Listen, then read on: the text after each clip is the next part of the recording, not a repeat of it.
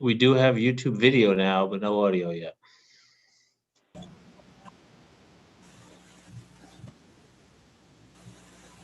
Hey, Mike. Just ask if they can hear. Should be good to go. Is that muted? Oh my goodness. Yeah, it's muted because yours says join audio, so it never Okay. joined audio. So Perfect. I'm so sorry for the delay. Can everyone hear us? Yes. Perfect. At this point in time, let's call our workshop to order. It's 10:04. If I could just ask you to please stand to say the pledge, that would be great. Would Supervisor Garrity please lead the pledge? I pledge allegiance to the flag of the United States of America and to the republic for which it stands, one nation, under God, indivisible, with liberty and justice for all.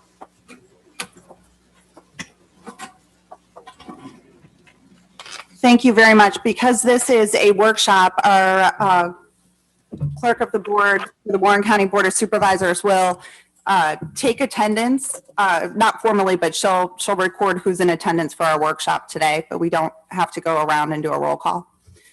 That being said, I apologize for the late start. We had a couple tech issues and we wanted to make sure that we had the YouTube up and going so that the public could also see this. Mr. Rogers and Ms. Butler, thank you very much for joining us today. We appreciate the time out of your busy schedule and certainly recognizing that this was several months in advance in terms of planning. So thank you for being here and to helping our board in terms of understanding a little bit more about Robert's rules. We have previously sent to you our standing rules, our rules of the board. And then I also know some supervisors had some specific questions and we were going to do more of a Q&A. But I wanted to take the opportunity to say, once again, thank you. We appreciate the fact that we had an opportunity to meet you at the National Association of Counties last February when Supervisor Beatty and I attended a criminal justice task force meeting. And Mr. Rogers, we heard you passionately speak about Robert's rules, and I certainly appreciate the connection with NACO to be able to have touch base and have you volunteer your time here today. We're excited to meet Ms. Butler, who is the city clerk in the city of Omaha, and we know that she's also working hard to become, I believe it's certified as a parliamentarian. So we all are looking forward to learning more about it. And Mr. Rogers, you seem really far away in our Zoom screen here, but hopefully you can hear us and we can see you. You all are good. It's just the way the camera's set up here. In the room. Yeah, it's built for when the board's around the table for exec session. So yeah. Perfect. And I'll let our board members know here if they use their Chromebook or in Zoom, if you go up to gallery view, if you click on speaker view, you will have a much better shot as well when Mr. Rogers is talking to see him eye to eye and Ms. Butler. But at this point, let me turn the floor over to you both. And again, thank you. And we look forward to a dialogue today that will be very helpful for our board. Okay. Well, let me thank you all for the opportunity. In our talking about this, we got your questions, and probably the best way to go about this is to try to talk through some of the specific questions. And if you got any scenarios, I think that comes out of that, then we can go. So we're pretty much prepped for those questions. I think the first thing to note is, and I'll say this as at least how I've learned it, Roberts is pretty much a structure that's set up to make the meeting orderly, to make the meeting function efficiently. It's not a document that should be weaponized to do a particular task, even though it comes up in that respect. So we're going to try to go about it like that. I think the first place, just to start on your questions, and I think it goes out to lay out orderly, is let's start with question 18 that was there. In conversations that we had and some of the questions that you have implied there. Oh, Rachel was going to say something. I'm so sorry, Chris. The questions were compiled just from separate emails that people sent over to the clerk, so we didn't hand out a list of them. So if you wouldn't mind saying, gist of what the question might be, but also, would you just give a quick background about your experience and why, your experience with NACO and the work you've done as a parliamentarian, and maybe just also Ms. Butler, if that would be Yep, okay. and I'll give mine and I'll give it over to Thank you. to Eliza. So I've been a county commissioner here for 16 years. I'm going into my 5th term. I'm on the national board of the National Association of Counties. Been active there since I served as an officer from 2010 until 2013, 2012 to 2014, 2012 to 2013, I served as NACO's national president. Also, out of my tenure on the board, I've been the parliamentarian for the national board for 5 of those years that I've been on the board appointed by there. So I've had to do the parliamentarian work for the national conference and the board meeting to some degree. I've been involved in the local chapter of the Omaha parliamentarian unit for probably about 20 years. And I've studied once to get the parliamentarian's test. I didn't pass it my first time. It was 2 parts then. I passed the multiple choice piece, but the written piece, the multiple choice piece, I need to go back and take. So I'm still in the process of trying to acquire my parliamentarian official credential. But I'm an active member of the unit here, so I'll turn it over to Eliza to give her credentials. Hi, I'm Eliza. I am the city clerk for the city of Omaha. I have been a municipal clerk for over 10 years. I have my master municipal clerk designation. I too am a member of the Omaha Parliamentarian Unit, and I am currently studying to be a registered parliamentarian. I'm making my way through the first phase. There's 3 phases, and it's quite tedious, so I'm almost there. And what she's not saying, they're redoing the test, so she's part of the pilot group testing the new test. So she's going through that now in that respect. So with that said, and for us, I figured I added her because she's my check on when I war game particular things for scenarios that may come up board-wise. So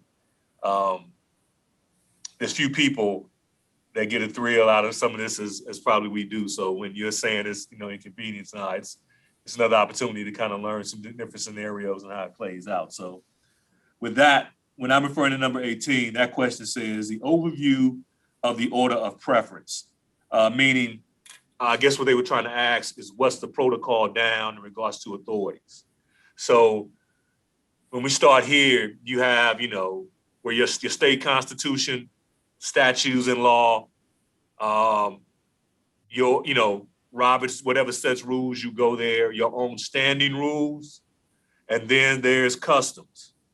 And so for the basis of a lot of this and some of the things that you all have going on, if you, for instance, if you have Robert's rules written as your governing authority to fill in the gaps, what your standing rules don't cover, you can go to Roberts for guidance.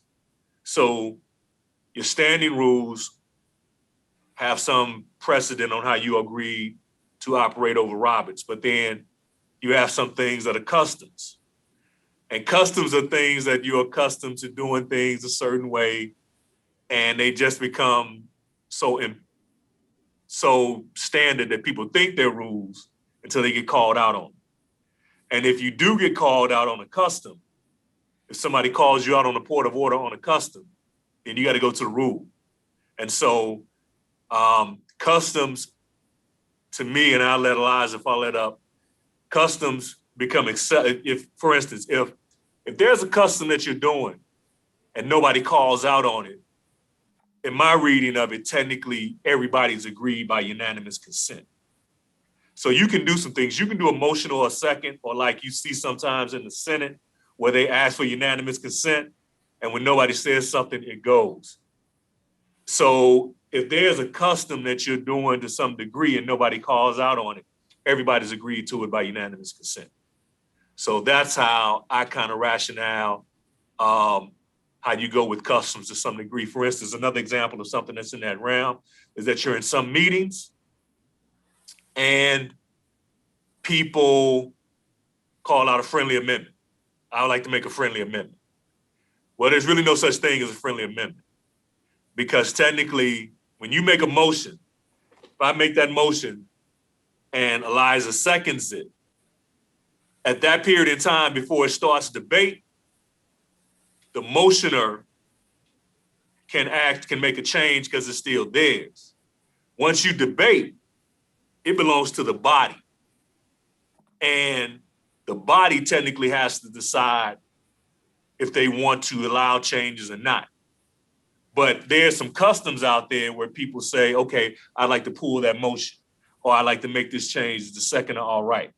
Well, technically, it's only all right by unanimous consent because nobody said anything. And a lot of people have customs of doing that.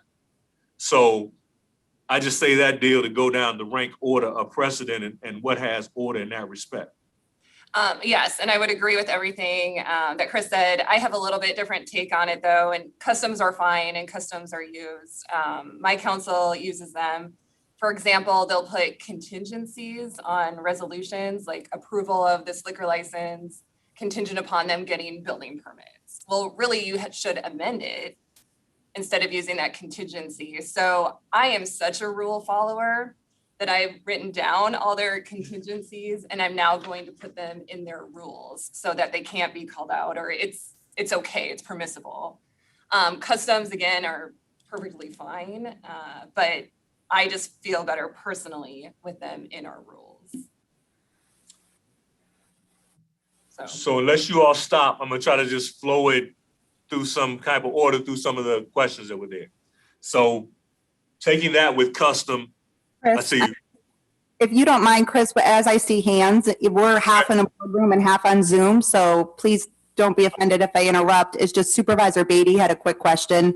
And certainly if anybody has a question, just chime in. This is informal today. It's a workshop, and I think we'll have a better dialogue if you don't have to go through the chair in order to ask Mr. Rogers any questions. Does that work for you, Chris? Yes. Okay. That works for you. Perfect, thanks. Okay, then, Chris, my name's Doug Beatty.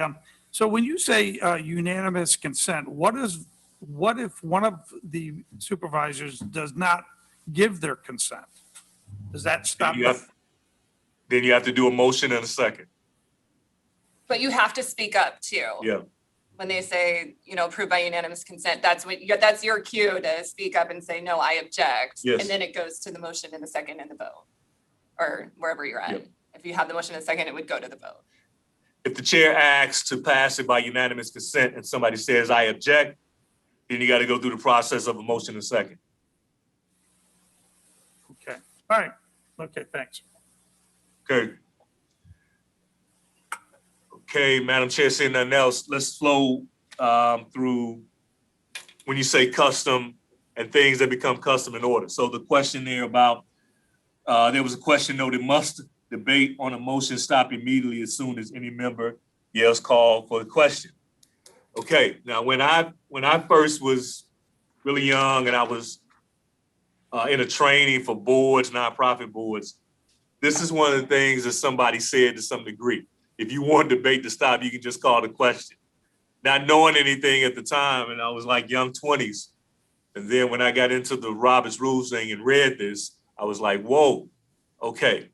So this is some custom that people do to some degree, and it's a wrong custom. This is how Rachel and I became acquainted at NACO with this in a meeting where somebody just yells, I'll call the question. Well, you can't do that. One, you gotta be recognized to do that. Just yelling out, call the question, you don't officially have the floor. Now, that's one of the chairs, the one of the powers the chair has is the chair has power recognition. So you just yelling something out. If the chair didn't recognize you, that's non-recognizable because you don't have the floor. If you want to stop debate, the proper way to do that is a motion to stop debate or limit debate. And you have to be recognized by the chair and that has to be motioned and second. And because it's a right that you're taking away, you need 2/3 votes. So if you get to that point, you have to be recognized. Chair calls you, Madam Chair, I make a motion to stop debate. Somebody seconds it, and then you gotta get 2/3 vote. Now 2/3 vote, debate continues. Now, unless you have, for instance, on our board, there's a question down there somewhere about order and limiting debate. When I first got on the board, we put something in because we didn't really have like Robert's Rules as the guiding document. We couldn't get the board there to Robert's Rules. And so I put a piece in there that said we would be governed by the spirit of parliamentary procedure, which Robert's Rules is based on. And really, we didn't have to use it because board members would talk, unless there was a real topic, we let them go. Then we got a member that kind of abused it. So the next year, we put in a rule based off the state legislature that a member gets 2 5-minute periods for a total of 10 minutes. And so then we had in our rules about debate. So if you're in a point where you're limiting, if the debate's not limited, and you all have used Roberts to govern, Roberts lists specifically that a member gets 2 10-minute stints in Roberts. If you don't have your specific limitation as a board, you get 2 10-minute stints. And usually, if a person speaks, they're recognized to speak. The first opportunity to speak usually goes to the motion. And then after that, the chair, judiciously goes in an order of people that haven't spoke. And if, a person hadn't spoke and they want to speak, they usually get turned before the person that's already spoke gets to go again. And so that's kind of a rough set. If you don't have specific rules, you get 2 10-minute hits by Roberts. And then, unless somebody makes that motion to end debate, and then you go to a vote and it ends. Correct. I really don't have anything to add. Chris, the Supervisor Beatty again. So 2 10-minute stints. So Supervisor A starts debating and he takes only 2 minutes of the 10 minutes. He gets to be called a second time after we give everybody else a chance to speak. And then the Supervisor A gets his second shot and he says, hey, I only had 2 minutes the first time. Do I get 8 minutes plus 10 minutes so I get 18? I don't believe that's so, is it? Or what is that? What? I would think that's not. I don't think that, I don't think that's correct. No. Up to a max of 10 minutes. Your time doesn't go to the next slide. You got to use it. If you tend to use it all, the first time, that's fine. But whenever you stop and you relinquish the floor, that's it. Yep. Well, they still get to come back the second time though for Yes. additional. Yes. Okay, thank you. Now, Chris, our board rules read, no member shall speak more than once on any question until every member choosing to speak shall have spoken. If the chair of the board or the chair of any committee wishes to enter into debate, he or she may do so only after he or she excuses himself or herself from the chair and a temporary chair is appointed by the chair. So as it relates to your first point about the number of times someone has to talk, our rules are specific that we have the once, one time, not the 2 from Robert's rules, but we don't have a time limit in our board rules, our standing rules. So then we would default to Robert's rules for that one time to the 10 minutes. Would that be correct? I would suggest adding a time into your rules just because you've already amended it into your rules that you only get to speak that one time and your rules supersede Roberts. So I would recommend just adding that, amending them and adding the time into it.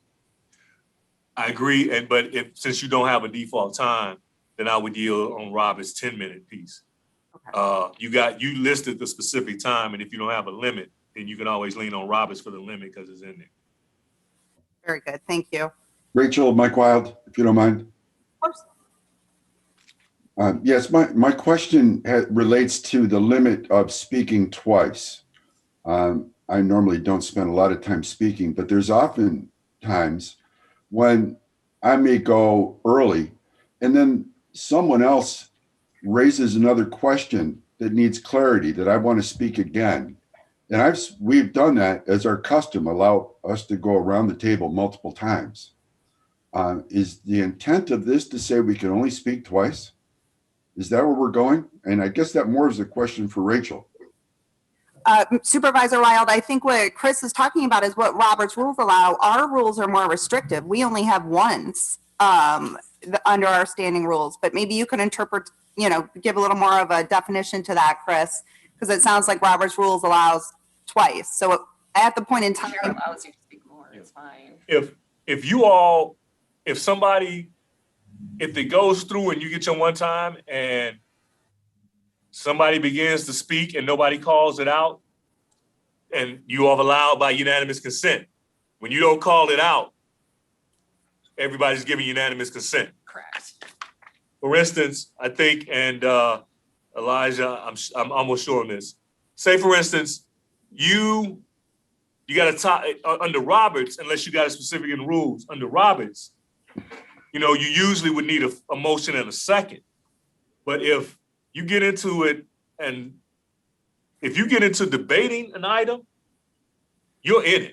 Yeah, you basically have made that motion in second and Yes. consented to discuss the item. Exactly. So there's a lot of technicalities in respects to, like, sometimes on our board, somebody will make a motion and let it sit out there and it dies for lack of second. But if for some reason somebody jumped into that and started debating it and we start going on, it's there. You can't pull it back.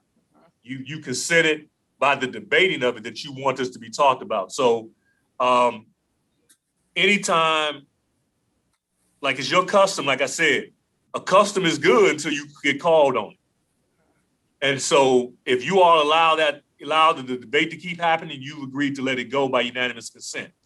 Now, if somebody chooses to call that and say, hey, point of order, we're out of order in this, you gotta shut it down. Or you can take a vote to extend debate. Or on suspend the item. rules. Yeah, or suspend the rules and extend the debate. So, and this is Mike again, I'm sorry, but a little more clarity. At the very beginning of your discussion, you mentioned that the rules aren't really there to weaponize the discussion. This has the ability to limit debate. And I prefer the debate. I don't prefer 10-minute long debates, but I prefer different opinions to come across.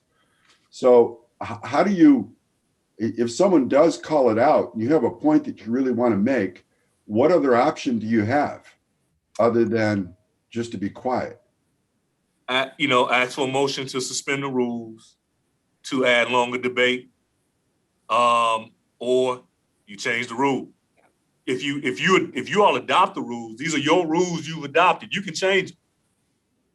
So if you want more debate in there, just change them. The main thing though is that if it's a rule, you kind of got to respect the rule. And that then goes into, and I'm gonna bleed a little bit, it goes into a question. Oh boy, where is that question? This was made on the process. I'm looking for it. I can't find it, but I know there's a question online. Oh, okay. There's a question that says when it's proper to yield the floor when a member suggests they have the floor and does not want to stop talking, or vice versa. This goes to the point of you made your rules. You're expected to respect your rules. Now, there is a point in Roberts, and my understanding from the chairs that everybody has a copy of it under chapter 20. And it says, in its discipline of members and guests. And without reading you the whole thing, if these are your rules, or you got a rule set there, the chair is the enforcer of the rules. And usually you warn people, you gavel them, warn them that they're outside the rules, the person should respect it. But as you read further through there, person doesn't want to respect the rules, the board right there can choose to take action, remove the person from the meeting, by Robert's rules and things of that sort. So back to your question and trying to bleed into that. You can, if there's room for debate and the will of the board is to do that, make a motion to suspend the rules. Or if you see that being an issue, you want flexibility in the long term, just change the rule and give yourselves more time to talk. Exactly. So if I may, just one more quick one. When I was going through this wonderful book, I don't know if you can see it or not, but I recall reading something to the effect of if there's a point of order that is ruled, let's say I call a point of order to do something, whatever it may be. If I don't approve of or agree with the ruling, can we call a vote for the board to decide whether that ruling is moved forward or not? You absolutely can. You can appeal the chair's decision, and then you need a motion and a second, and then it would take a majority vote of the board to overrule the chair's decision. Okay. So Commissioner Wild, to what Eliza said, so you can correct me if it will play out like this. So, you make a point of order, you state your point of order, the chair rules on the point of order. You don't like the decision the chair made, the motion is to appeal the decision of the chair. Correct. And then if you appeal the decision of the chair, you go through that process. If the board moves to overrule the chair's decision, then you get to a point where you can address what you want to do after that. Correct. And do you address that through a motion a second about what you want to do? Yes. Okay. Thank you. That helps a little bit. Chris, can you just on that topic, that's very helpful, touch on we had a question early on who is the parliamentarian?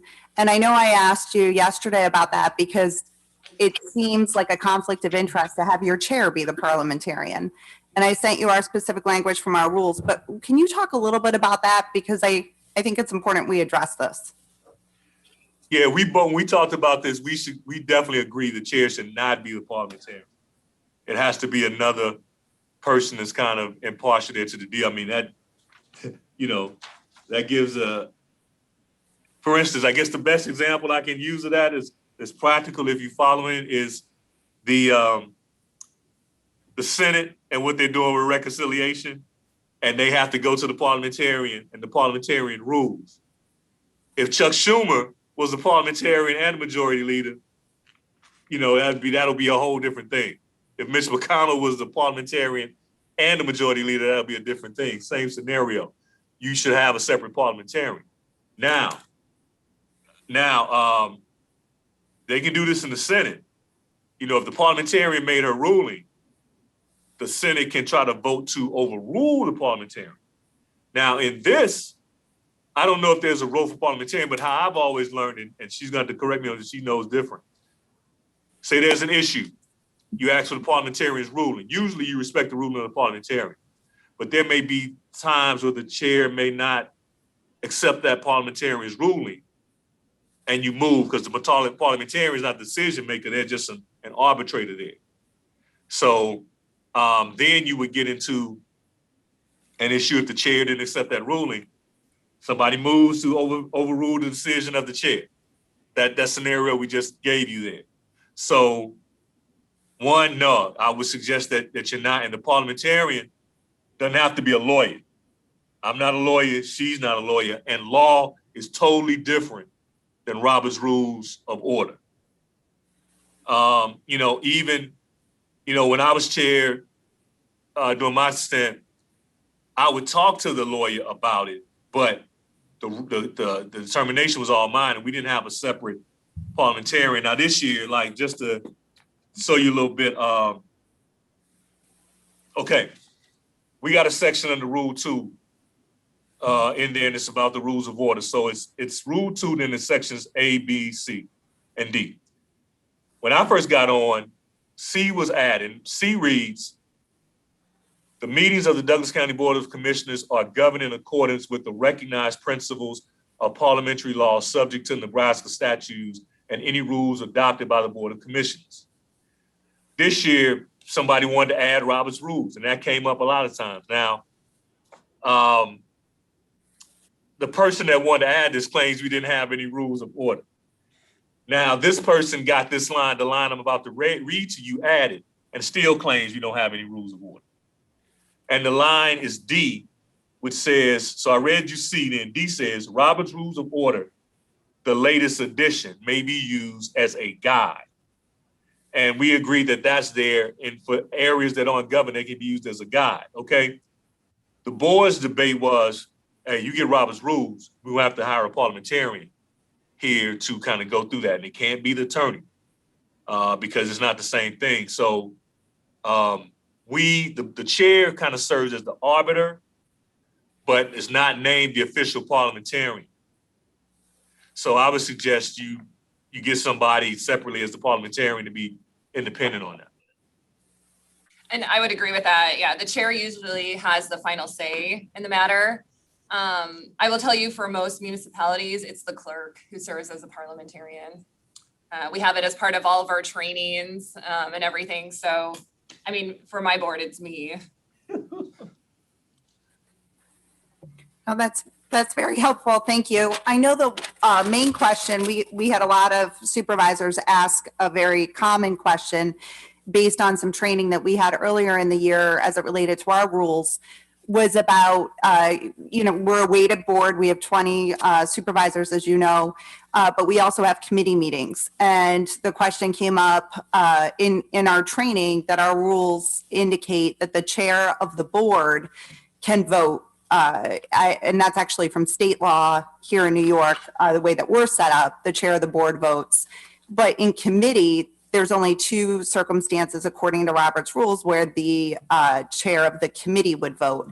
And our county administrator did a lot of research on this, and I'll let him explain what we believed it to be to you. And then perhaps you could kind of expand on that and help us understand a little bit more about the role of a chair in committee, whether or not they can engage in debate, whether or not they can vote, what the rules are around the chair of the committee. But Ryan, if you would expand a little bit.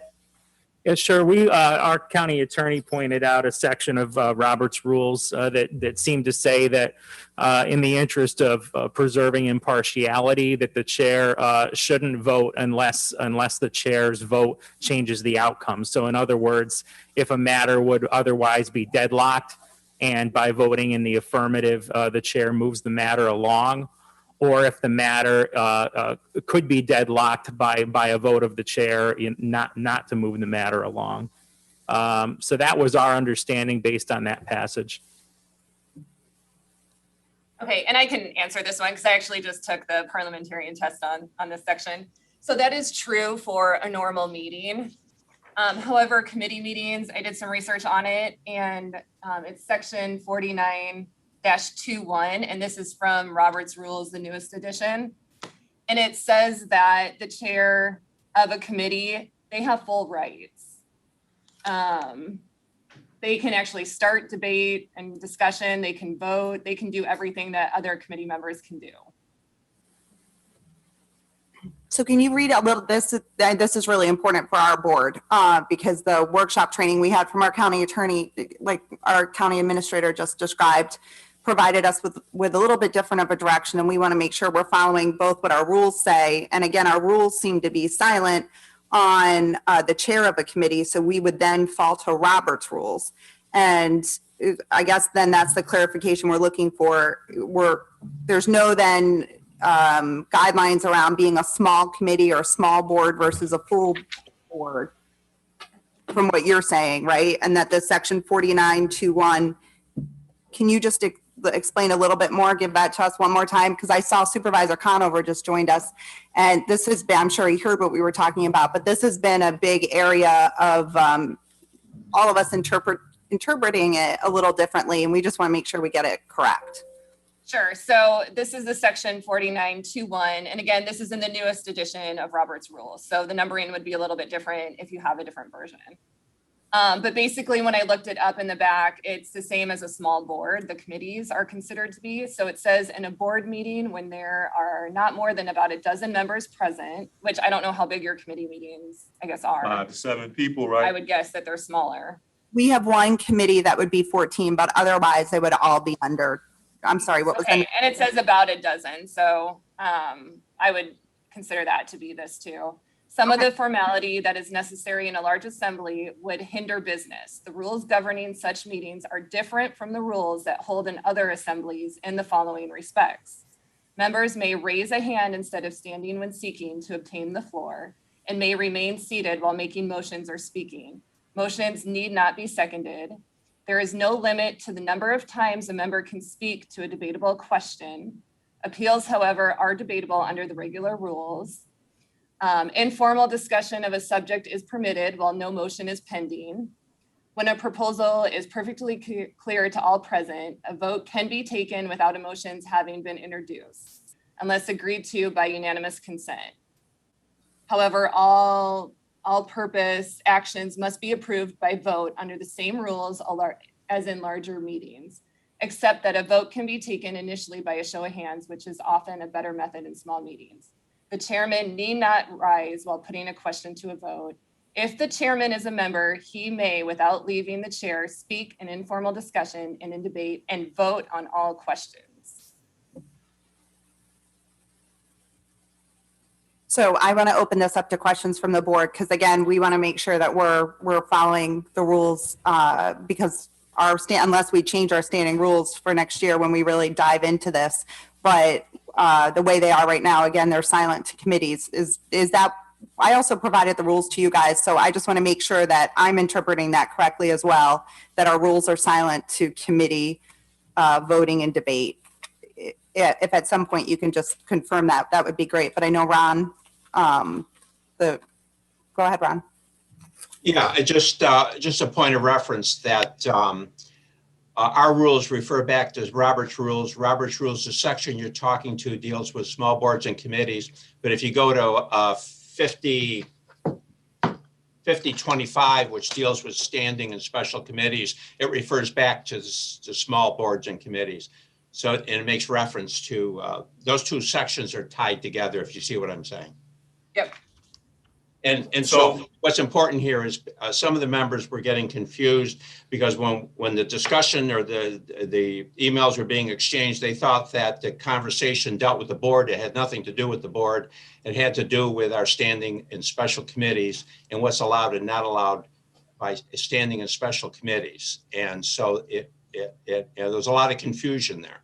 But the point that I think that I would make today is the connection between those two sections. Thank you. Can I note on that too? When we talked about this beforehand, you got to note, I think, a distinction too between like a regular nonprofit board and an elected board which you're governing. And an elected board, you're elected to represent your constituents. It's kind of hard to say that elected member, and I'm sure that that's not a state law. It's not in here. An elected member can't voice their opinion on an issue to some degree. So for instance, it's usually, Roberts would say, if you're a nonprofit, you were chairing, you would not interject yourself a lot in debate, would yield the gavel to participate, things like that. You're elected member, you don't do that. But it has been practiced. I know we do it as Board of Commissioners, City Council President does it. They usually wait last to get in on the debate. They let everybody do their, have their debate. They're not like actively back and forth. They kind of govern the meeting at the end, bring their comments on debate in and things of that sort. Also, you can motion. And second, if need be, there's just custom that you usually try not to. For instance, there's been times where the board chair here, you ask for the motion if there's nothing and they want it, debated, they'll motion it, somebody will second it. Or if there's a motion, they'll second it if nobody does to have it there. So, a nonprofit board versus elected board is a whole different matter on that. And I even think if you had it written on your rules, if somebody really wanted to contest that from an elected member of not being able to debate, that's a hard push. See, that's a very good point that you're making there, because because our board is a large board, they wanted to make sure that the elected official being chair could vote. So they made a point of putting it in the rules that the chair can vote. But they did not have to recite that for the committees because Robert's rules already said that the chair of committees can vote. And our custom and Amanda can speak to this, for however long we've been in existence, is that committee chairs are recorded. Their vote is recorded. It has been recorded as a matter of custom. So but it's to understand that section, you have to read the section on committees, because the committees refer back to the section on small boards. That's my only point. But that is the good point you make, because that's why our rules specifically broke out the chair and that the chair can vote.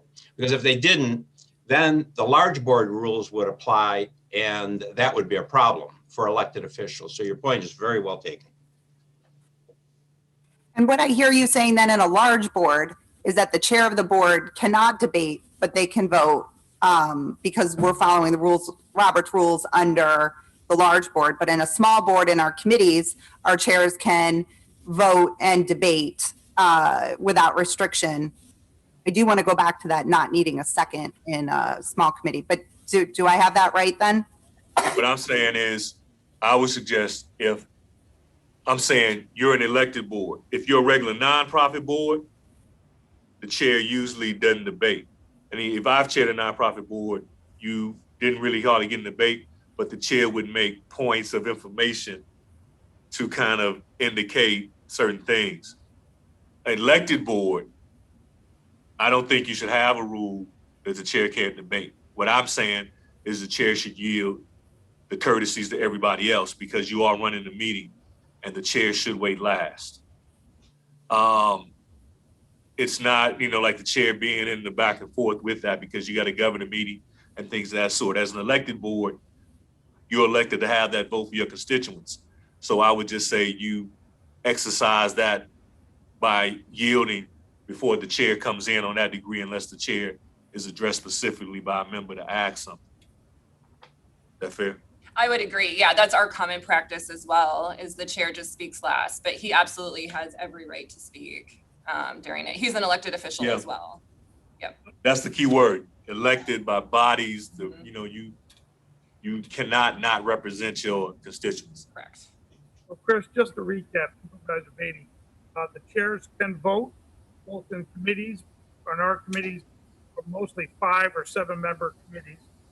We only have one over the 12, which is only one committee of that size. So the chair people can A, vote, and B, they can debate.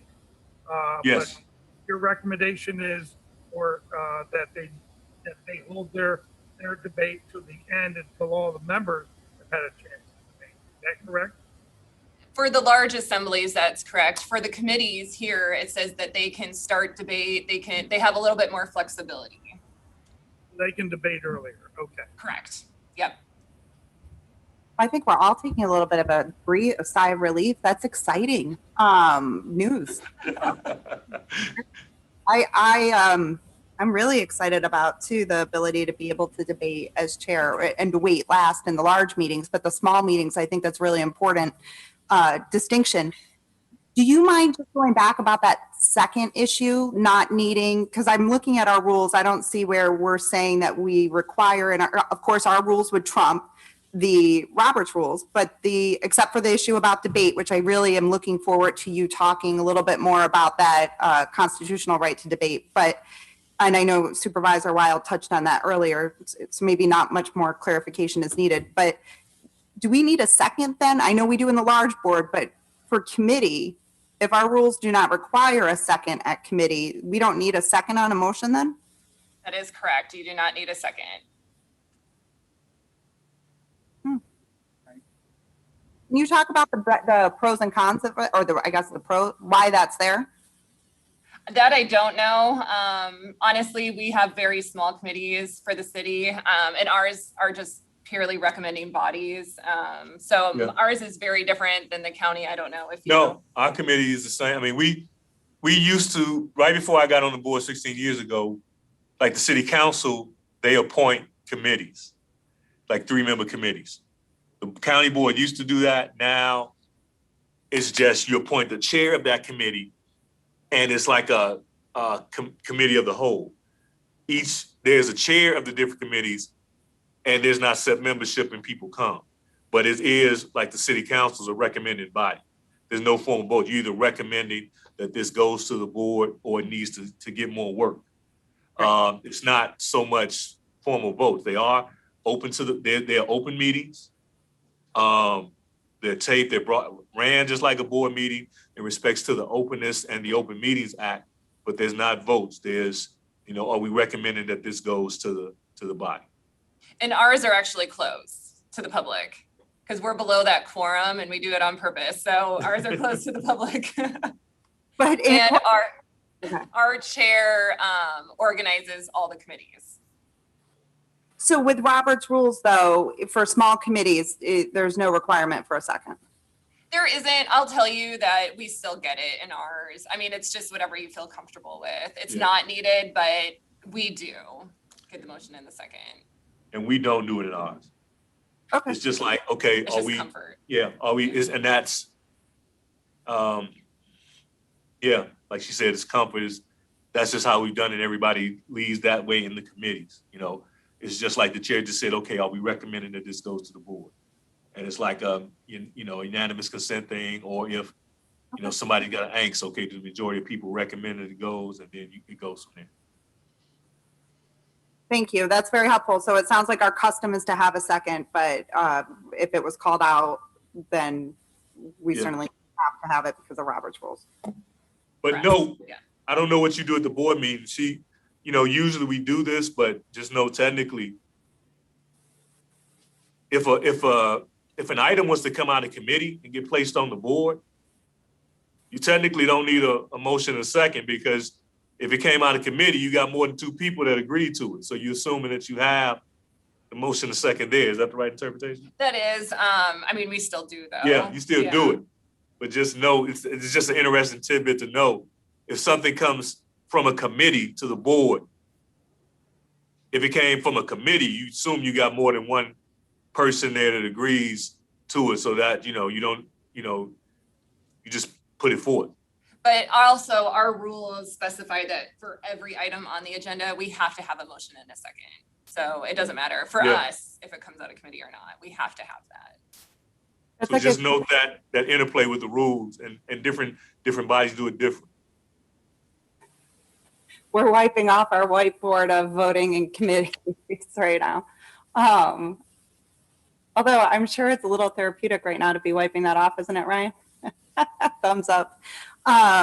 So, all right, I'm sure we have more questions. I know I have some submitted, but anyone feel free to chime in here. So if they're not, then let's those are some things hanging out there that I see on here. One was, what does a point of order really mean? In my interpretation, the point of order basically means, you use the point of order if a member thinks that there's been a violation of a rule. And basically you don't have to be recognized. The member says, Madam Chair, point of order. And then the chair recognizes that point of order.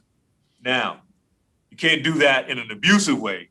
And just every time you want to do something, hey, point of order, point of order, point of order. But that's what the point of order is for, is to recognize if somebody thinks a rule has been broken. Yep. And it's also important to note that the public attending cannot call a point of order. Only the elected officials who are serving on the board can call that point of order. Yeah. Because we get a lot of that where people attending from the public call for a point of order, but they think something went wrong. They don't get to. Yeah, and that's an interesting story because before, this is probably 4 years ago, and I changed that at the right time when I became chair through the rules. We had this thing where people from the public could just come and put stuff on the agenda, and I was like, how the hell did this happen? Who put this on? And they like the public. I was like, no. The board has to control the agenda. And, by, our state law, the public gets to ask questions and things of that sort. But nah, you're not a part of the deal. That's some exclusiveness there. And the person there is representing you on that. So yeah, And we have that same practice. Only Yeah. council members and the mayor can put stuff on our agenda. The public cannot. Yeah.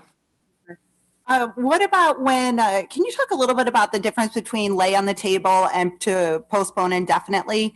I know you talked about call the question and how that can't be used to stifle the debate process. But I think one of the things that we have found over the years, we've had some heated discussions about what it means to lay something on the table versus to postpone indefinitely, and what are the restrictions with debate around that?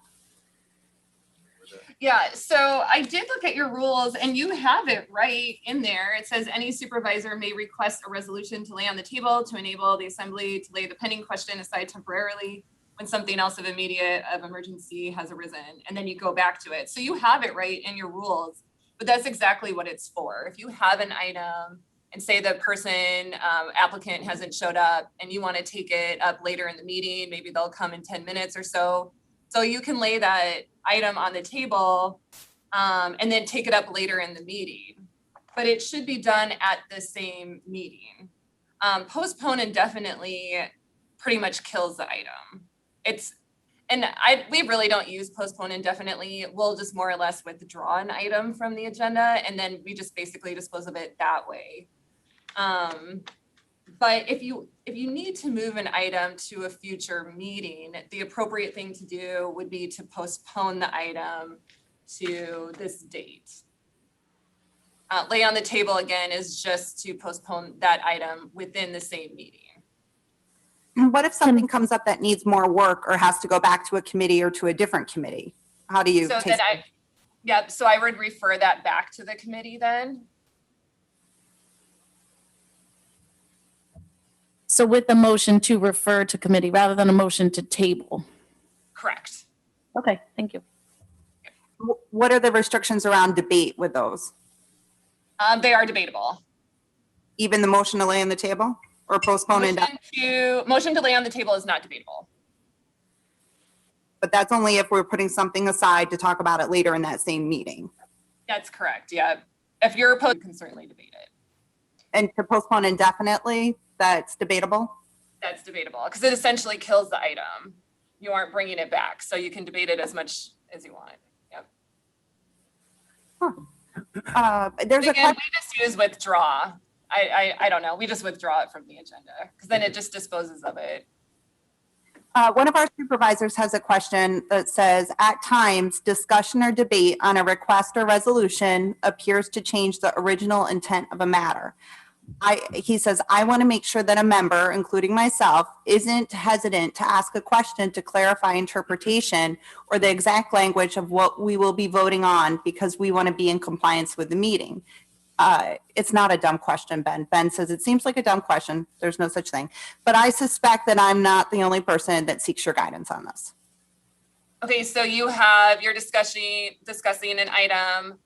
You're thinking that somehow during the discussion, the language has changed from the original motion on the table? Or is the discussion not germane to the motion? Yeah. No, that the discussion has somehow changed what the intent of the language of that motion is.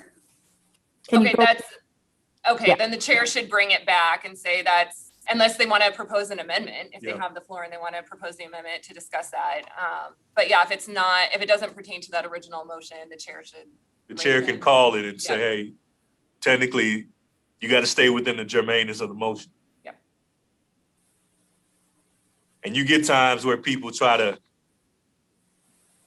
at least for ours, there's a certain amount of range, 30 seconds or so that you don't, your elected member, you don't want to take total, you don't want to be too hard ass, but, somebody try to use 30 seconds and bring up something that ain't even relevant.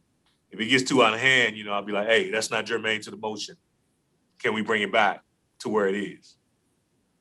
And I would say that's the practice of our chair as well. They'll give a little leeway, but after, I would say it is that sweet spot of 30 seconds, they'll call them out. Ben, does that answer your question? I don't think he has audio. Yes, he says yes, that answers his question. Thank you. So Rachel, note too, like our rules, like we got a rule in this order of business, and then there's a point in there where it says specifically under the agenda, the board chair shall have the authority to set the order of the agenda. Generally, the order of business and regular meetings of the board will be, and then it has an order about how it goes. But then there's a thing in parentheses right after that that says agenda items may be moved at any time at the discretion of the chair of the Board of Commissioners. So for instance, it gives the chair authority, for instance, like a couple of weeks ago, we had an incident happen, a personal incident happened with the mayor, and she was gonna be down there at a certain time. So we went through the agenda and I moved things around that didn't take less time, just told everybody at the beginning of the meeting, you know, if you're standing out in the hall, you need to be ready to come in because I'm gonna move this thing around. And I just moved things around to the agenda till that 10 o'clock period when the mayor came down, and then I brought hers up. But saying that, do you guys approve your agenda at the meeting? We Okay, have, so- yeah, our standing rules has our agenda set in it and we voted on that. We do not have that exclusion, and maybe something we want to talk about in the future. But if I'm reading this correctly and understanding your training correctly, it does not say for us that we could move it at any time, you know, that the chair could move the agenda around. So how does that work? If our rules do not have that exception, then we can or we can't? You can move stuff on the agenda, you have to vote to move it. If you approve your agenda as part of your process, your meeting process, then it takes a vote to move items around. Or ask for unanimous consent. Or unanimous consent. I will tell you, at our meetings, we don't approve the agenda at all. And because we don't do that, the chair has the ability to move stuff around. We don't approve the agenda at each meeting. We just do it the 1 year in our standing on page 2 of or page 3 of 8 of our standing rules, our board rules. We approved it by resolution. The agenda, the business shall be transacted in the following order, and then we list the order. But we don't do it every single meeting, approve the agenda. So I think what you've done in the past though is our custom is if you need to move something around, like we have a speaker and you just want to move something around, you'll say without objection, I would like to have guest XYZ speak first, and no one says anything. And so you basically have unanimous consent to just do it. And that's fine, yeah. Yep. should we be approving agendas every meeting? We don't have to, right? You don't have to. No, I would say your practice is fine. Okay. So I'm gonna bring it up, but it kind of rolls into the couple of questions of if a motion is rejected, can the membership bring the same motion before the membership to vote on it again? And can discussion on the motion continue if the motion is defeated? So this is I'm gonna lead off of postpone indefinitely to go to this. Because when you postpone it indefinitely, this is the question I had for Eliza, what is technically a session? Because in Roberts, it talks about a session. And for us, because like if it's the state legislature meets every year in a session, they close it out. If they were to do that, it's dead for that entire session until next year. For us, it's a new meeting. So if you postpone indefinitely, it's dead for that meeting. And then you have to go through redoing or Right, yeah, Okay. so if a motion is rejected, you can bring it back through it's a motion called renewing the motion at a future meeting. We use that one. We also just wrote our own rule for reconsideration. So reconsideration is something's defeated at a meeting. Robert's rules will say you have to reconsider it at that same meeting. That's really not enough time for us to maybe think about things. So we have a rule that somebody on the prevailing side can reconsider something at the same meeting or the next meeting, and it requires a majority vote. If it's a meeting beyond that, the item can still be reconsidered. It just takes a supermajority vote to be considered again. And again, it has to be someone on the prevailing side. And these are what are called the bring back motions. And I have actually a whole PowerPoint on that I can share with you. But you can bring something back through a renewal or reconsideration. Yeah, I have a question on the tabling, going back on the tabling. If commonly what happens is that when we table something, we're sending it back to committee for some reason. Now, there may be some people that don't want it tabled, but that's the reason. It's being sent back to committee for some reason. That's been discussed in the debate. Now it's back in committee. Is it in effect still part of our tabled legislation at the board level? And does it have to come back through committee with a majority vote of the committee? Or is, what's the linkage there between the two, the board and the committee? You following what I'm saying? In other words, I'm at the board level, we send it back to committee, now it's back in committee, and it's sitting there in committee, and now the next month's meeting comes up and somebody wants to advance the legislation, can they? Now, I didn't read that in your rules, but if you're using table to send it back to committee, you should use refer to committee and not table, because if you're using table to send it back to committee, if the board tabled a motion, the board's got to take it off. Right. And so you're playing with something that the board hadn't listed off the big agenda to use. If the board says we're referring it back to committee, it's obvious you're referring it back there to do some work or stuff like that. That's all you need to do. And also when you table something, you have it for a date certain, typically, if you're postponing it. So that committee would have it, which it really should be the refer to committee, but it would have to go back to the board on that date that you guys set, whatever you postpone that item to. Yeah, that's a very good point right there. The difference between if you just table it, it's still until the next board meeting, then it's on at the next board meeting. But if you send it back to committee, then you're asking the committee to act on it again, correct? Correct. Yeah. But postpone indefinitely, we've got to learn to change our language, it sounds like. So refer back to committee is what Ron's talking about right now. If we table something, then we're talking about moving business aside at that same meeting to allow a different order to talk about it later, right? A motion to table. And then a motion to postpone indefinitely would be killing it unless we. If you go to your Roberts book in the back, and if in the latest edition is in the back in page T4, that's when you get to tables, charts. It's the chart of the ranking of motions from subsidiary, debatable, and it works its way up from the bottom. Like the order is main motion, postpone indefinitely, amend, commit to committee, postpone for a certain time. It goes up that order of which one has great authority. And I always bring this with me to the meetings, just as a quick reference. I will say though, again, the postpone indefinitely, we never really use that one. I love the power of withdraw because it just takes it off the agenda and it just disposes of it. It doesn't kill the item. You can bring it back at any time. Withdraw is a great thing. That's very helpful.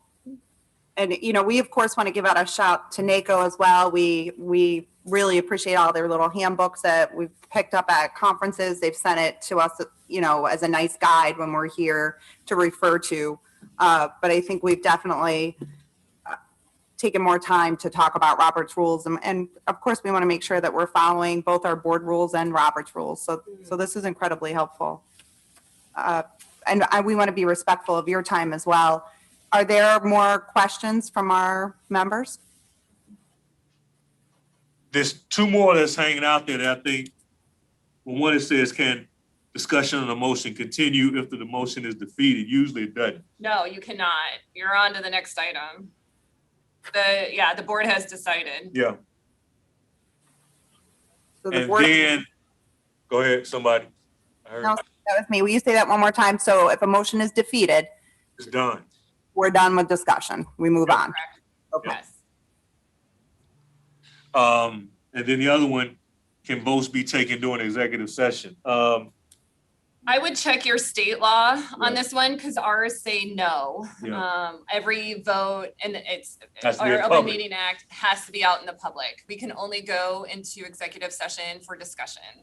However, Robert's rules says that you can take votes in executive session. So Yeah. I would just check state law on that one. Yeah, that's the elected board distinction and a nonprofit board that, yeah, that's what that pretty much comes down to. Yes, somewhere we have a verbiage that says that should there be a motion to table, that all debate ceases and that a vote is taken right then and there on the motion to table. So let's break this down, because you got my curiosity going now. So if I want to send, if I make a motion to send something back to committee, does debate cease until that's acted upon? The same No, thing you with can still- tabling. If I make a motion to table at the board meeting, I'm not withdrawing, I'm just making a motion to table till the next board meeting perhaps. Does debate cease? How does it apply in those two different situations? So if you're referring something back to committee, that is debatable, but it's just debate on whether it should go to committee. It's not on the item. Right. You can debate that. Now, the motion to lay on the table, and if you're postponing it to a future meeting, the proper motion would be postponed to a certain time, and that too is debatable. Lay on the table is not debatable, but again, that is just moving an item to later in that same meeting. It's not to a future meeting, it's within that same meeting. That's not debatable. And I think debate around, if you refer to committee, debate around that is like specifics, like, on the record, we like in the committee to answer this specific question or do this or get that type stuff, not another shot at the motion. Or should it go to the finance committee or Yeah. the executive committee? It's discussion based around that, The yeah. board can send it wherever it wants to. So everything's debatable, but lay on the table within the meeting. Correct. And with a proper example of a lay on the table, I think we did it once, like we were discussing something and we didn't want to make a guest wait or a department, a head of a department wait to discuss it. So we did a motion to lay the current topic on the table and then have this department head speak. Do we then have to do another motion we would have to do another motion to remove it and discuss it again? Correct. You do a motion to take from the table. Unless you say I lay it on the table, like the situation with the mayor, lay it on the table till 10 o'clock. Correct. Yeah, you can do that too, or lay on the table till Yeah. after item 10 Yeah. or something, then it just automatically. It automatically comes. Yeah. Oh, that's helpful. Okay, thank you.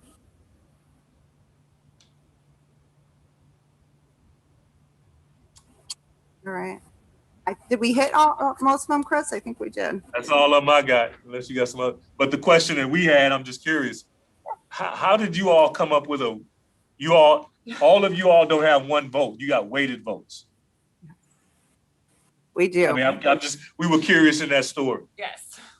No problem. I'm going to hit it over to our county administrator. He'll give you the history of it much more eloquently than I can. So in a Board of Supervisors government, 11 out of our 20 are the chief executive officers of their town.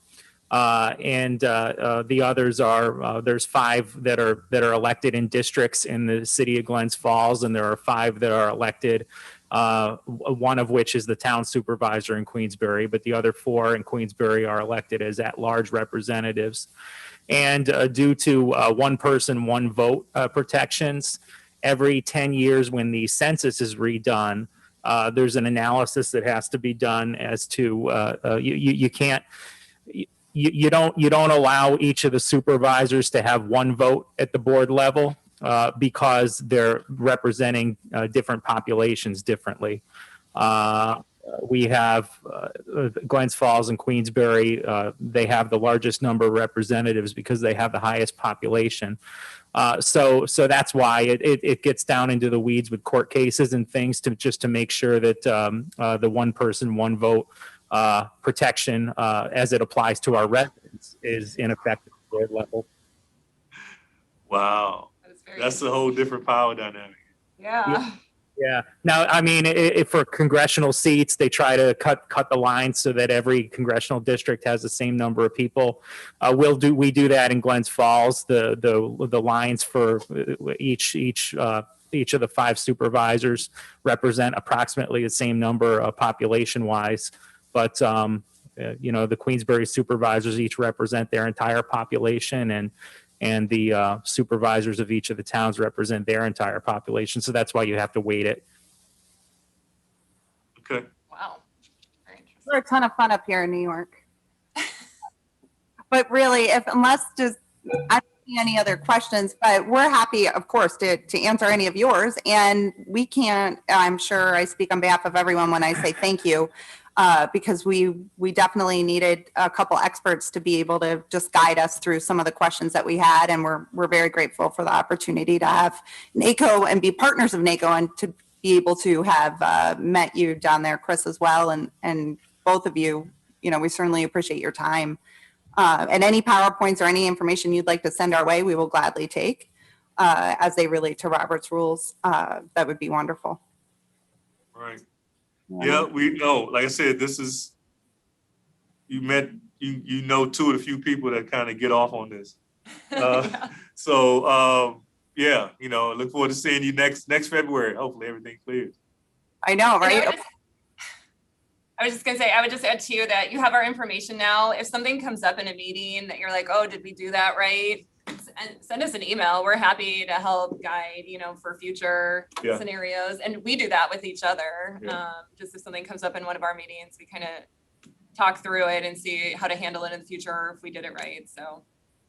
That would be great. And I know NISAC, our New York State Association of Counties, we went to them initially and asked about an expert in Robert's rules, and they also had a tough time finding an expert. So I hope that we don't cause a flurry of people asking you to weigh in and Zoom and train, but it's certainly nice to be able to have that national perspective and get the expertise that you both offered today. So thank you for your time.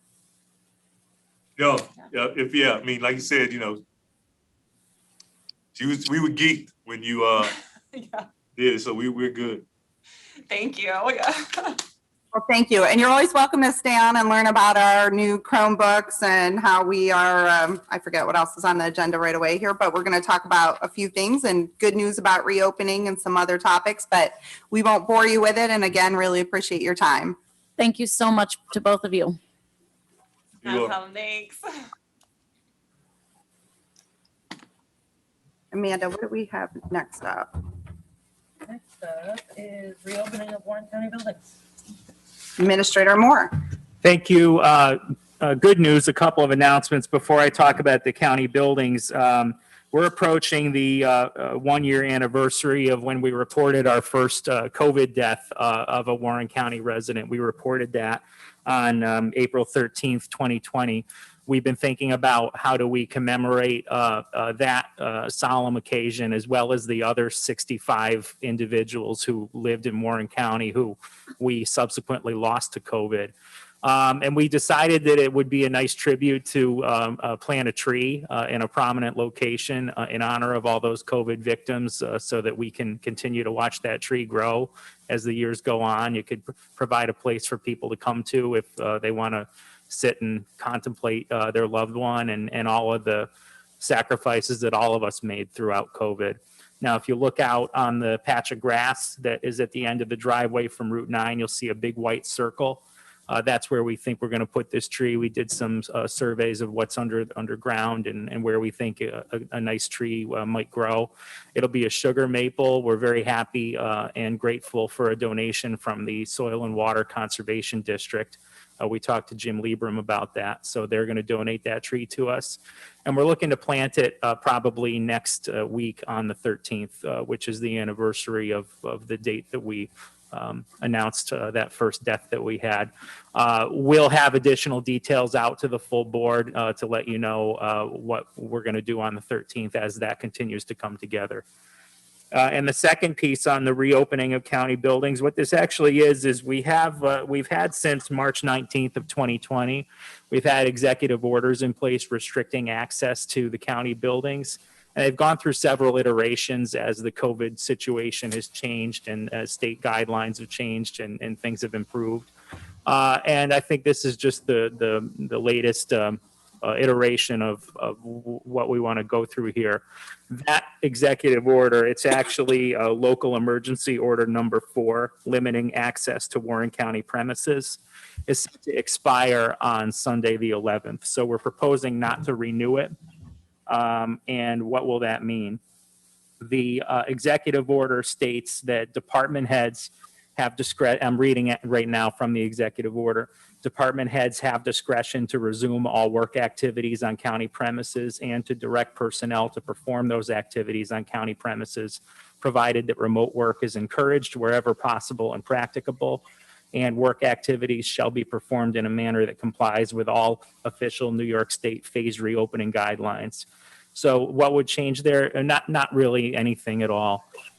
If we now have a remote work policy in place where we have remote work agreements between department heads and employees to ensure that if people are doing their work from home rather than the office setting, that the work is getting done.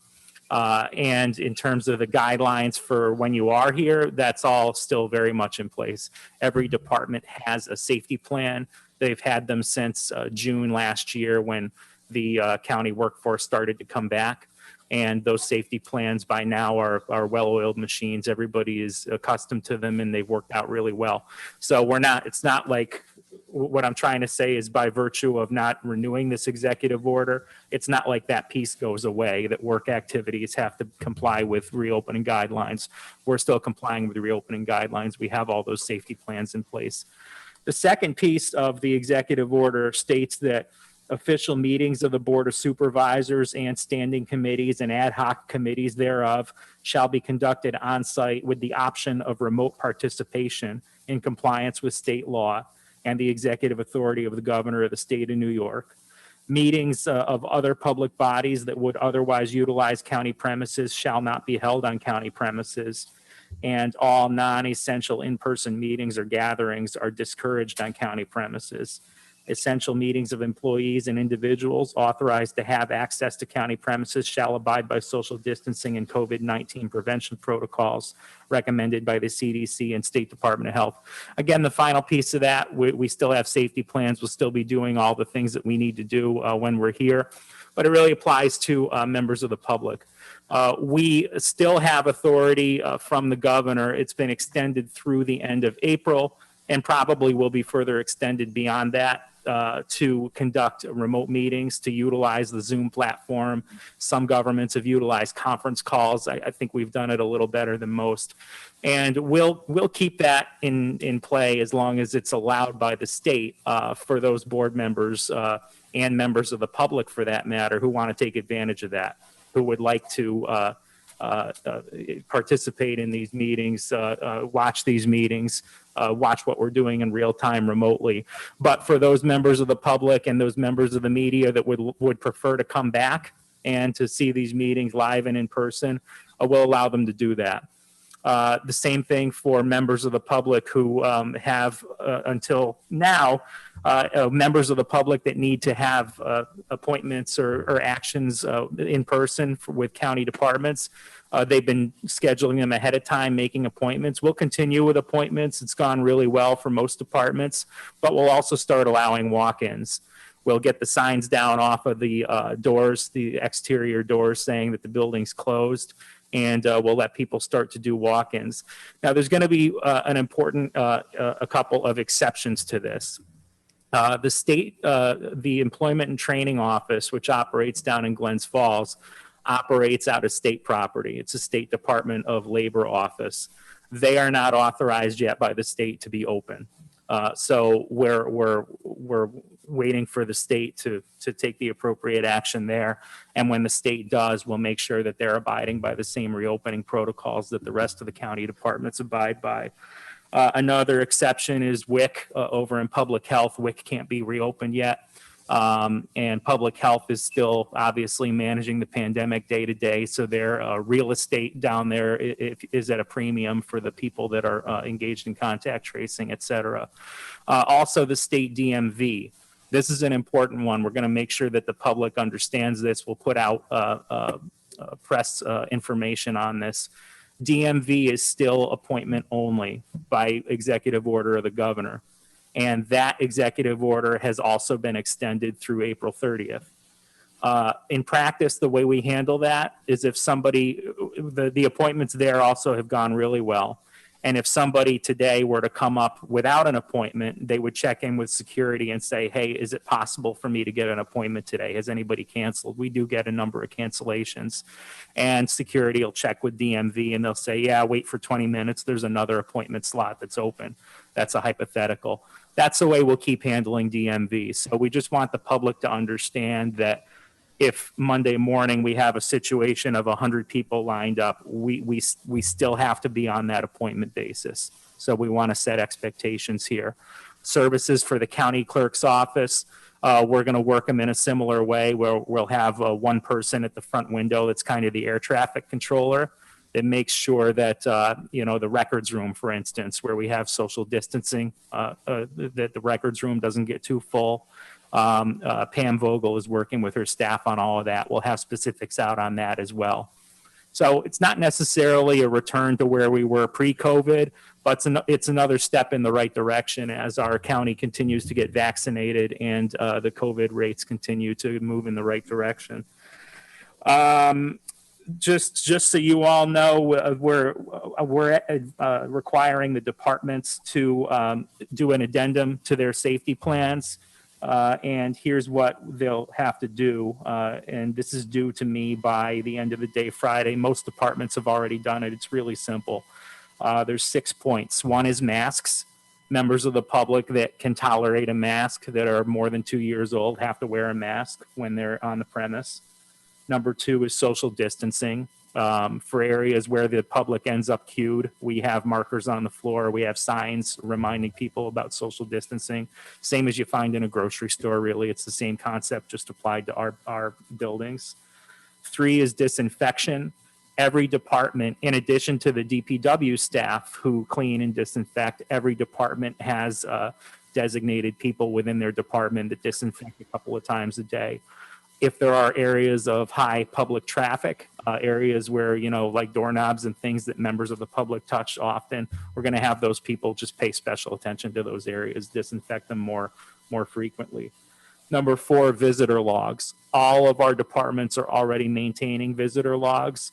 We're going to make sure that any members of the public that check in at those departments are also noted and that their contact information is noted in the event that we ever have an exposure and the contact tracers need to get in touch with those people. Number 5 is the health screening. Just 4 basic questions. It's, do you have a fever? Do you have COVID symptoms? Have you had COVID in the past 14 days? Have you been around anybody that has COVID symptoms or had COVID within the past 14 days? Just verbal questions. We don't write it down. And those questions are going to be asked by the person at the front desk in each department. We're also going to have signs posted at the security entrances to our buildings so that the security officer can direct people to the questions on the sign and say, if you have yeses to any of these, you can't come in. So that's 5, health screening. And number 6 is public health notification. If anybody answers yes to a question on the screening, or if anybody feels sick during the day, then public health needs to be called up and notified, and you get their help to handle it. So that's it. I think that those protocols, it's nothing that's going to be too difficult to implement. The staff is prepared to do it. And I feel confident that this is it's about time that we take this next step and that it'll go off without a hitch. Ryan, I think Dennis Dickinson Supervisor Dickinson, did you have a question? Thank you, Chairman Seaver. I had a quick question. How big is the maple tree you're getting from the soil mark? Dennis, in an unfortunate moment, you froze. However, I wanted to know how big the maple tree was.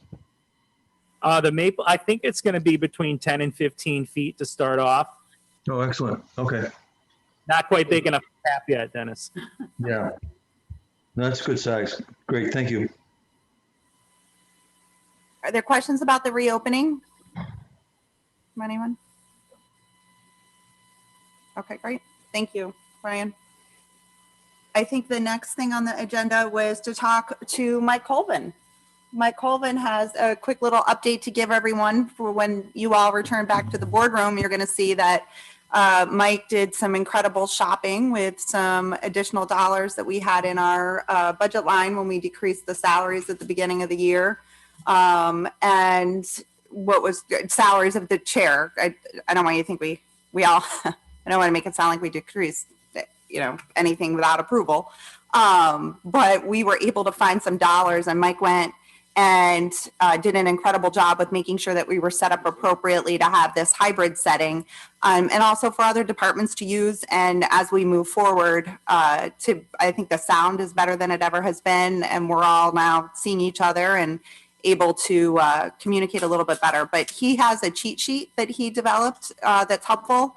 And he'd like to talk to you a little bit about these Chromebooks that are in front of you. And those of you that haven't seen them yet, this will be good. So you're going to hit the ground running when you come back, which is hopefully soon.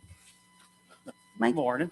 Good morning. Well, after listening to the Robert's Rules section. Can you I'm talk glad- right into this? Sorry. Oh, Thanks. is it working? Can you hear me now? Well, after listening to the Robert's Rules section, I'm glad I chose IT work. So the Chromebooks, the main objective is just to have a camera view. So look, we have everybody up there in full size. And the most important thing is they have to be muted, both speaker and microphone. And then the cheat sheet, they're set to start that way, but the cheat sheet will show you how to get there quick, kind of thing.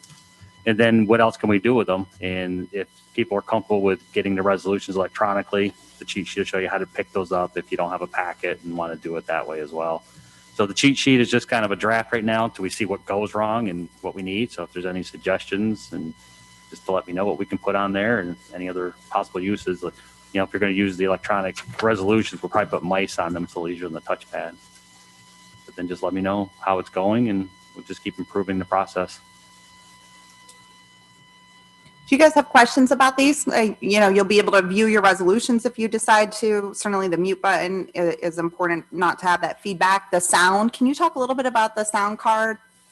Yeah, so what we've been finding with the sound is prior to this, as we developed everything, the sound was coming through a speaker down to the microphone and the laptop. Then we had a microphone laying on there. So now we've wired it directly, so there's no issues there. But just the most important thing is that there can be no devices in a Zoom meeting that are also doing audio or speaker, because that's where we get all the feedback from. So as long as we have our one device, and now it's wired in to take out all the interference, it seemed to have balanced out and comes through much clearer now. You're gonna get us mics? Yes. Yep. Yeah. If you were actually going to use them to do a lot of the resolutions, it's much easier with a mouse, I found. So we're going to get those set up. Okay.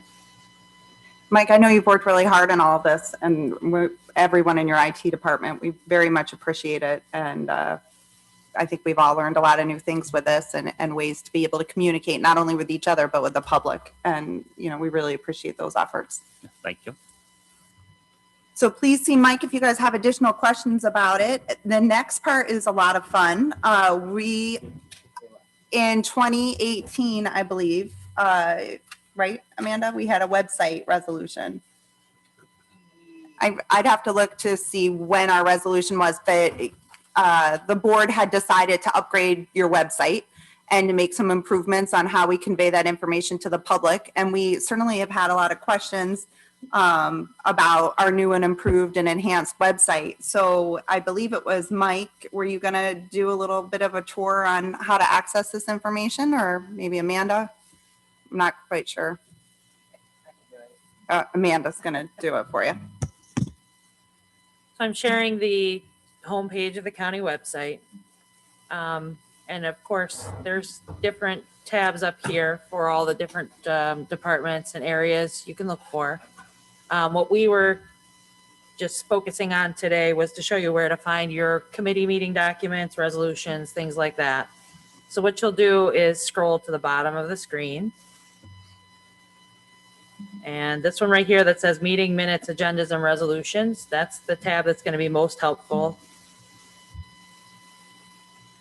And this brings up a screen where you'll be able to see everything and a video at the same time. Let me just get down here so I can find one more on. So if we go to if we want to look at the last board meeting, we go to board meetings, resolutions. We'll pick the March 19th board meeting. So it's going to show the board meeting video is up here, and you can be streaming that and watching while you're looking at documents. You go back down here and find the resolutions. So here's the resolution index. And you can pick all of the different documents in this bottom box here. This has all of the resolutions, everything that was approved at the meeting, and you would just click on whatever you're looking for, and it'll show up in this viewer. It's lagging a little bit here, but it'll pop up in a second. So there's the resolution, and you can be watching the video at the same time. It's the same scenario for committee meeting agendas. You would just click on this agenda tab, and then you'll find all of the agendas for the upcoming meeting. We don't have any right now, so the only agenda we have is just this workshop meeting. But towards the end of the week, we'll start uploading, or actually, yeah, towards the end of the week, we'll start uploading agendas for the next set of meetings, and you'll be able to find all of those in here. So it's a little cumbersome to start with, but I think that once you get used to it, it's going to be pretty valuable because you can do a lot of things at once on one page. You'll notice there are also certain keys here where you can find the current meeting calendar. That's where you'll find what's scheduled. And again, that'll be updated shortly when we start the new schedule. There's also the committee list. This is the standing committees. And that we update whenever it needs to be updated, and then the rules of the board. And these are the current rules of the board that are posted there. And the same thing works. You can go back in years. Right now, it's only showing 2020 and 2021, but eventually we'll have everything uploaded, so it'll be the same process to find anything you're looking for prior years, including the videos that we have. Once we go back a few years, we don't have videos, but as far back as we have, we'll be posting. Did I hit everything on that, Mike? Was there anything Yeah, else? the prior years are there. You just have to scroll down a little bit. And then at the top of the page, there's like some extra links because it's real estate on your screen. So the top of the page has the Warren County header webpage, but there's some links to say, hey, let's go to the page without all the header stuff. And it gives you just a full screen without that stuff. And it gives you a choice. Do you want the full screen with the video or without the video? And so if your priority is, I just want to see the documents, and you pick the one without video, and then it lays out different, and it just gives you more space to see it on the screen. And we're always open to suggestions as people use it, because the back end data doesn't change. We can make all these different views, and people would have their choice to use the one that works best for them.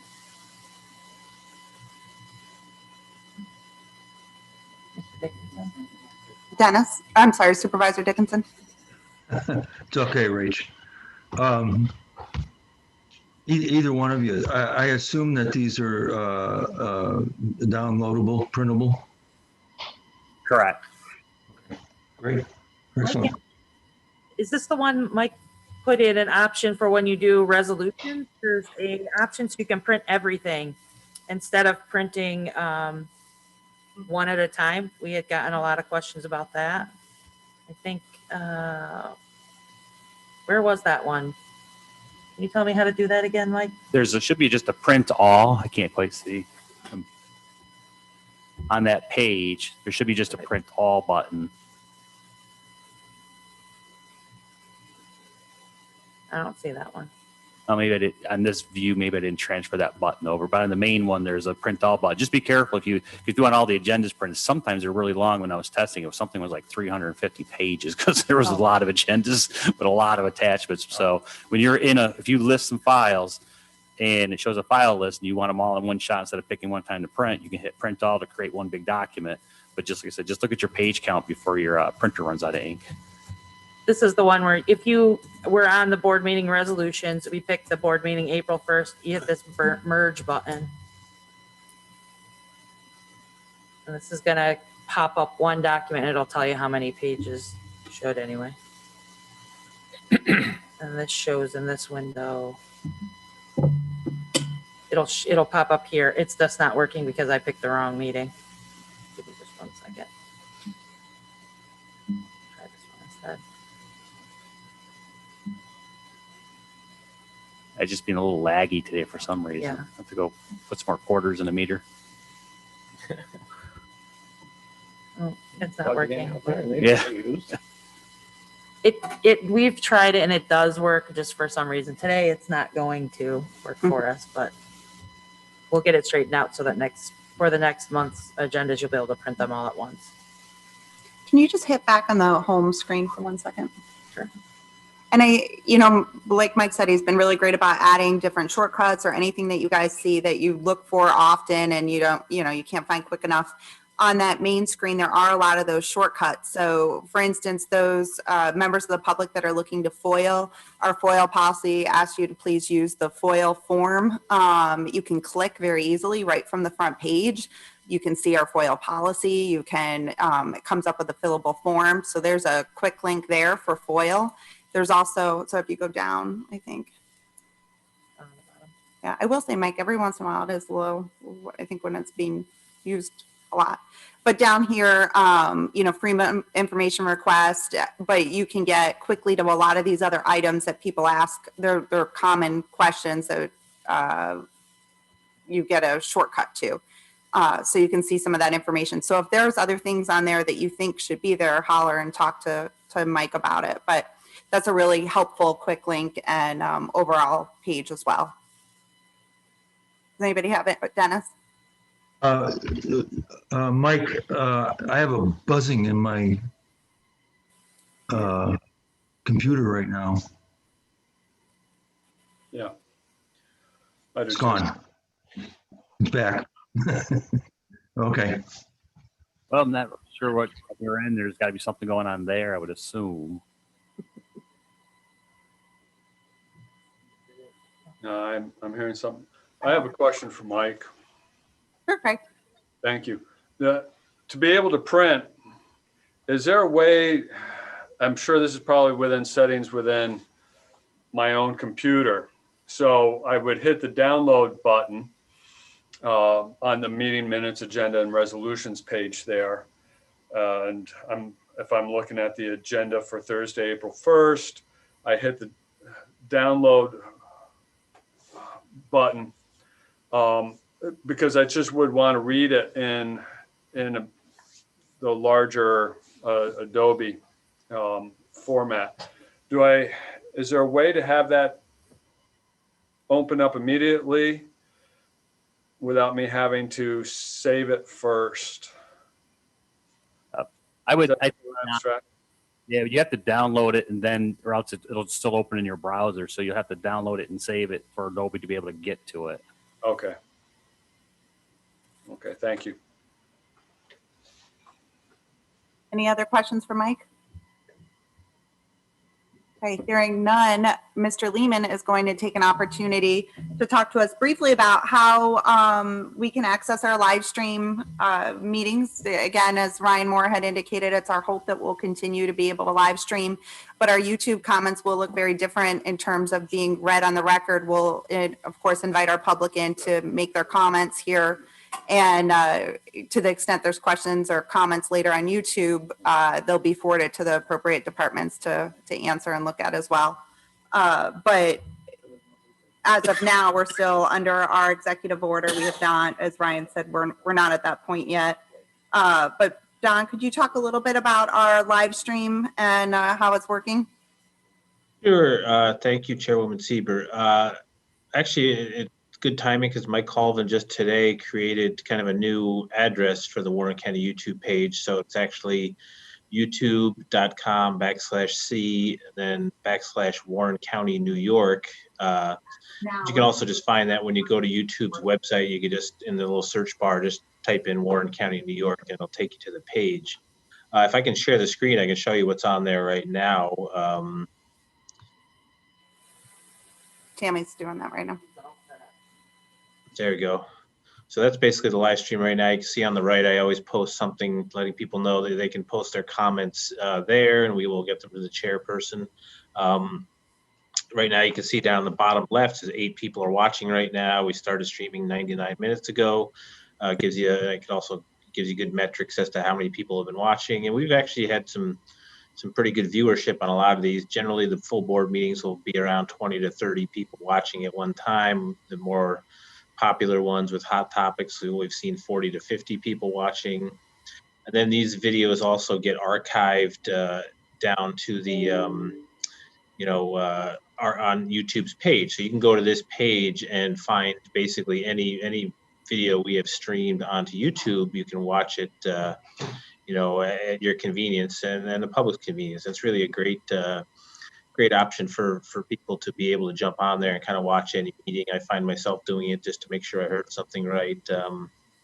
So generally it takes a couple hours for YouTube to archive the video. So like when this meeting will end, it won't just, appear right on the site. It will take a couple hours generally, sometimes a little more to show up on the site there. So to use the chat, people do have to have either a YouTube or Gmail comment. So I always tell people if they don't have our account, if they don't have one of those accounts, I let them just email to me and then I read it into the record. So, and we have, Chairwoman Sieber did mention that we are kind of ahead of other counties. I mean, I've paid attention to what other counties in the region are doing. We have done this, I think, better than anybody else as far as giving a live stream option with commenting and that sort of thing. Some of the other counties just have audio feeds where you don't know who's talking.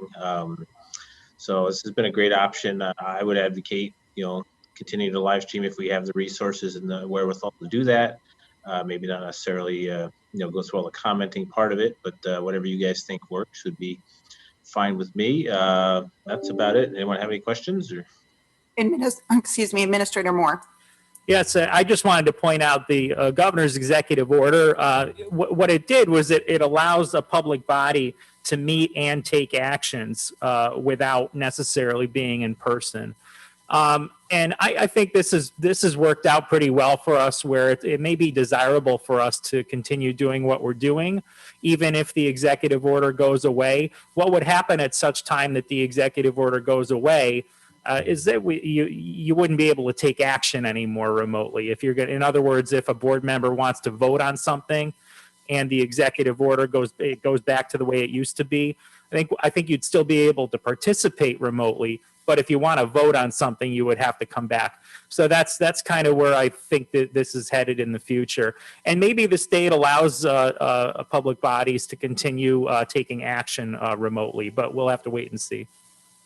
I think that's an important note, and also something for our board to consider will have to be executive session once that executive order goes away, in terms of the, executive session. When we go into it, when we're here in the room, everything is confidential, and we ask that information stays in an executive session. But when we're Zooming and we go into these breakout rooms, it's a little more difficult to ensure that type of confidentiality. So that is allowed right now through the executive order from the governor.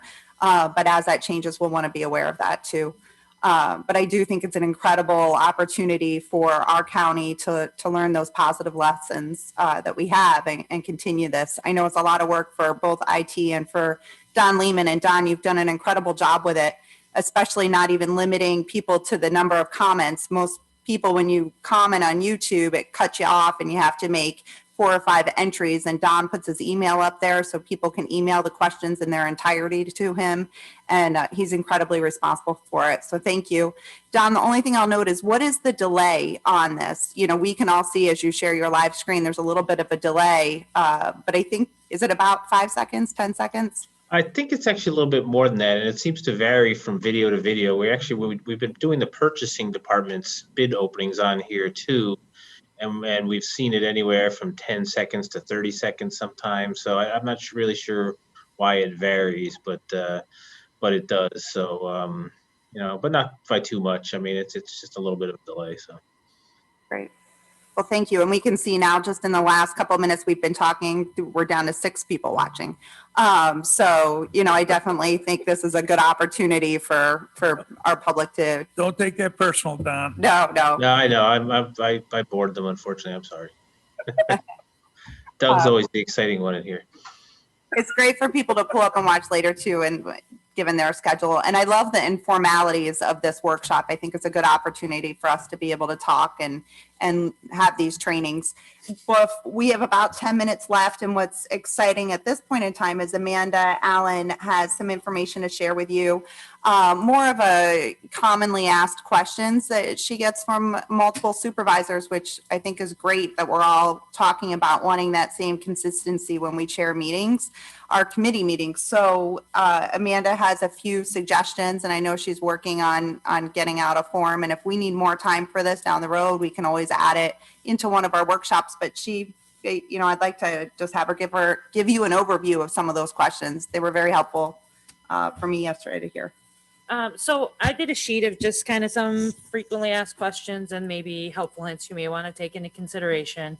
One of them, I'm glad I didn't distribute this ahead of time because it's changed since our Robert's rules, is the process for making and approving a motion, which now we've learned we don't necessarily have to have a second. It's not required, but we customarily acknowledge those.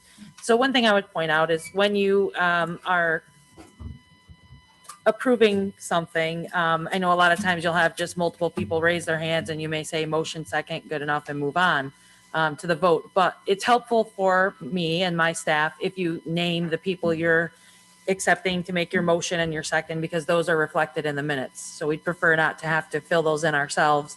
So if you can just name them, that's better. Then after the motion is made, you should always make sure to call for all in favor, any opposed, any abstentions before announcing the result of your vote. That way you give everyone a proper opportunity to vote in favor, against, or to recuse or abstain. Another question we're getting a lot is, can one motion be made to approve multiple agenda items? So I think there's a misconception that if items aren't related, they can't be moved together, but that's not the case. The motion is to approve the agenda item. So it really doesn't matter what the agenda items are about. If you want to approve several items together, whether they're referrals to finance, resolutions, whatever, they're still going to follow their proper course. You're just approving them, and you can choose to do that all together if you would like.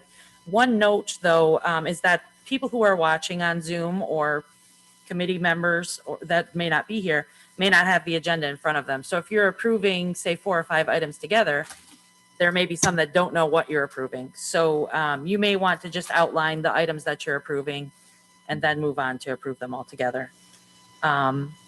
Another question is, can a committee meeting begin early? No, it cannot. A committee meeting, if it's advertised for 10 o'clock, cannot start until 10 o'clock. Usually we are running over, so we're behind and it's not a question, but on occasions when we do wind up early, you can't just jump into the next one. We have to wait until the advertised time. What is the notice requirement for a committee meeting? We have to advertise 72 hours before a meeting can be held. So if we can't give 72 hours notice, we can't have a meeting under the open meetings law. Who is in charge? Who schedules the meeting? So regular committee meetings are scheduled on the set dates that we have predetermined in those calendars I sent you out for the year. And those are scheduled when they're requested by the department head. And typically a department head will contact their committee chair to let them know they are going to be scheduling some time, and then they submit their request to me. Who makes the agenda for the meeting? Each department head produces an agenda for their meeting. Committee chairs are meeting with department heads in advance to review business, make sure they have a solid understanding of what is being requested before these items come to committee. That's important because that way, if there's something that is controversial, you have a good understanding of what's being requested. Sometimes there are things that maybe need other steps before they come to committee. So it's good that you and your department head are on the same page when it comes to those committee requests. And also if something comes up and questions need to be answered, it's good if the committee chair can, make sure they can back up the department head on why they should be approved. And when should chairs be meeting with department heads to discuss agenda items? Our schedule has it set up so that department heads are supposed to be providing all of their agenda items to their committee chairs on the Thursday of the week before the board meeting. That way it gives committee chairs a chance to review those requests with department heads, settle up any questions they may have, and then the final agenda comes in to the county administrator and the clerk of the board on the Tuesday of the board meeting. The county administrator then he usually takes about 24 hours. He looks at everything, gets any questions he might have settled, and then the agenda is considered final once he approves, and we send out to the whole board. Those are the questions I had on here. One, I started doing some helpful hints and I only got to one this morning. But one I was thinking of is sometimes with the Zoom and people in the room and on Zoom, it's difficult to try and keep track of everything that's going on, hands raised, you know. So it might be helpful if you have a committee, a department head who is willing to present their items. Maybe you just let them present and explain their items. That way you can be watching what's going on in the room. Then you can get your motion and second, if applicable, to bring it to the floor for discussion of the committee and then move on to approve. But sometimes the department head has a better idea of what they're looking for. They can explain it better and it kind of takes some of the redundancy out of the committee chair reading and then the department head explaining. But that's just one comment I had for possibly having a smoother meeting. But again, it's up to the committee chair to determine how the agenda will be reviewed. That's just one idea. Thank you. I know that's helpful. And when we have more information on that, we'll email that out. Does anyone have questions for Amanda? Just, I know that was quick. I don't see anyone on Zoom. Thank you, Amanda. Hopefully you found this workshop helpful. I would ask that if you weren't able to attend, or to those supervisors that will see others that weren't able to attend today, that you ask them to watch the video so that we all can be on the same page with our training. I think that's important. That one of the big things I took away was about respecting our rules, and our rules are our rules, and you know, we'll follow them as we're trained and guided to do. So I look forward to having that consistency for this year as well. The other thing is that I'm working on a time-sensitive project. So for those supervisors that are here today, if you can stay just for a moment, and I can grab you real quick after the meeting. But for those on Zoom, I'll be making a call if you would be so kind to take my call. If not, I'll leave you a voicemail on what's going on.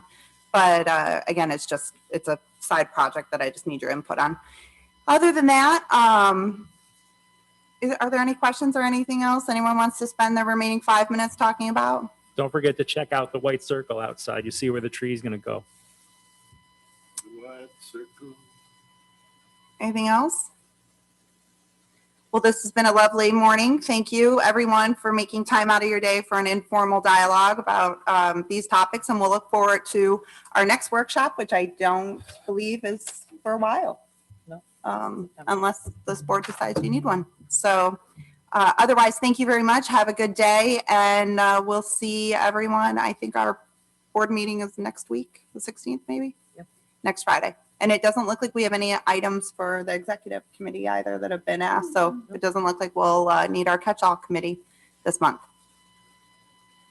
Do I need a motion to adjourn?